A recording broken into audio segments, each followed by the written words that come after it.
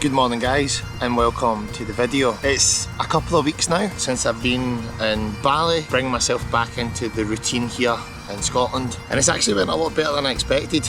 Blessed with the sun, but I've been building up a lot of my routine. Part of that routine has been weight training and of course my running, which I've been really leaning into since being back, which has kept me in line with everything and kept my routine really strong. Today I've got an easy run.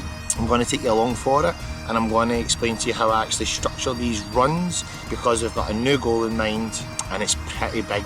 I'll let you know what that is a little bit later in the video, but for now let's go and get after these miles.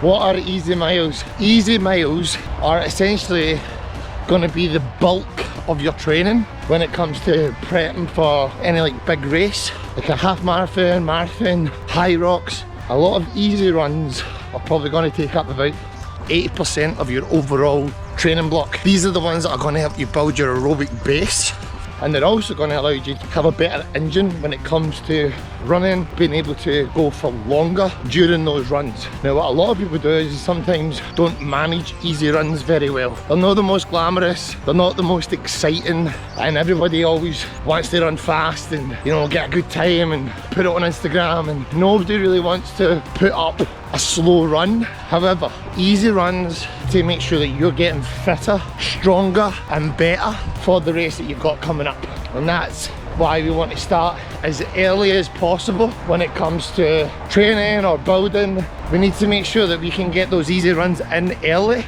so that way our heart rate doesn't go up too high and we're just chilling, we're just cruising. But over time, if we stay on top of that, and it takes a while, your legs will slowly but surely start to get faster while your heart rate stays low.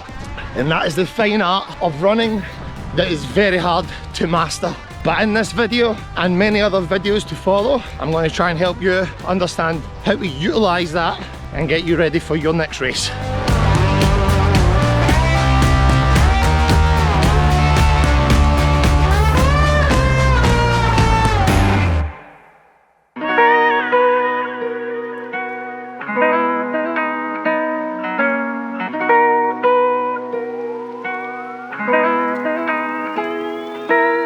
Alright, so now we've established what easy runs should feel like. So now we need to look at how to structure easy runs into your week. For me, I'm going to be running at least 4 times a week, and then anything on top of that, depending on how my body's feeling, that's when I can always add in an extra run.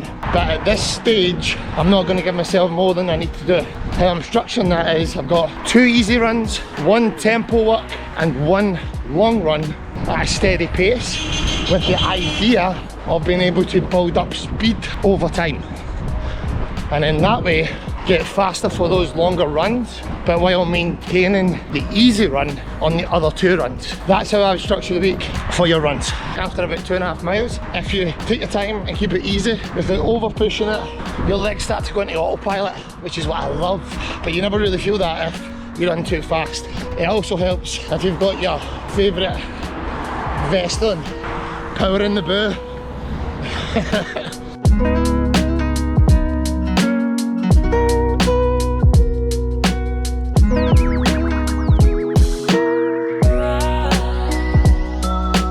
One of the things that was hard to get used to again was running in colder weather. Of course, it's not really as easy to run kind of more free with your top off, which I love because I feel like I can breathe, and also I love the sun on my skin too much. But in these very small opportunistic moments in Glasgow, when the sun does eventually come out, it's rather nice, and I'm going to take that opportunity. Damn right I will. Love it.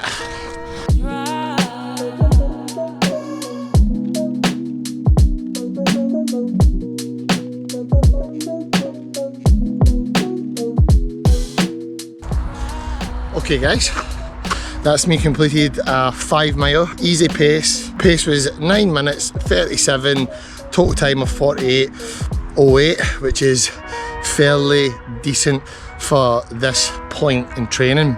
The reason why I'm putting effort into my running at this moment in time so far out, and why I'm trying to really pinpoint areas where I can improve on my last few days while I was in Bali, I got a nice little email through from a ballot that I entered, and that was for the London Marathon. Just like that, we are officially training for the London Marathon 2026, which is in April, end of April. So I've got about 10 months to basically get all my running, the engine fine-tuned, and just make sure that I can actually build up a fairly decent setup towards this overall marathon itself. The last marathon I did was down in England in Boston when it was a huge storm, and me and my friend Michael that did it, we completed it, but it was so like reckless in terms of the weather and getting through that. Finishing it in itself was a huge task, so that was good. And then the time before that I did the Barcelona Marathon, which I was cooking in, and I got that round about the 4 hour mark. So yeah, that's going to be the kind of, this London Marathon now is going to be an opportunity for me to try and get a fairly decent time, and also to achieve something that is rather big in the world of running, which is being able to complete one of the big ones, which is London. So I'm giving myself the target of doing a 3:30 marathon. So that means I need to be 30 minutes faster than my last one. And some people might think that's going to be easy for me. It's not. I'm a bit of a big guy. Currently I'm 93.5 kilos right now, and I was 95 when I got back from Bali, so I need to really try and push that. I don't want to lose too much weight. I want to try and keep all my strength up, which is what I'm going to communicate through these episodes, is educate through running, but also educate and understand strength training during running and why you should never neglect it. And then on top of that, being able to understand how to fuel your body the right way, because what we do so well is train and overtrain really hard. And what most of us do, the majority, especially runners that I see, is they never fuel themselves enough, or they don't eat enough to basically do the massive runs that they do. Because what I want to achieve in this marathon is I want to be able to show a more athletic structure when I do the run. Training should make you stronger and fitter. It shouldn't make you frail, which is essentially what happens to a lot of runners, and why they end up getting injured a lot, and why they feel really low energy and they don't have any strength whatsoever. So they just keep running and keep running and keep running, instead of actually allowing their body to recover properly, and then being able to put in the right amount of strength training and then match that up with food on top and nutrition. So that's what I'm going to showcase through these episodes, and I hope you enjoy every single one that comes. This is the first of many, but that's it. London Marathon is set for next year.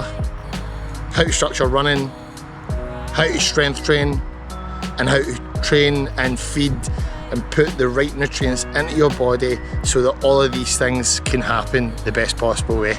We're not going to swing the swords yet, but we need to make sure it stays sharp. So stay tuned and enjoy what's to come.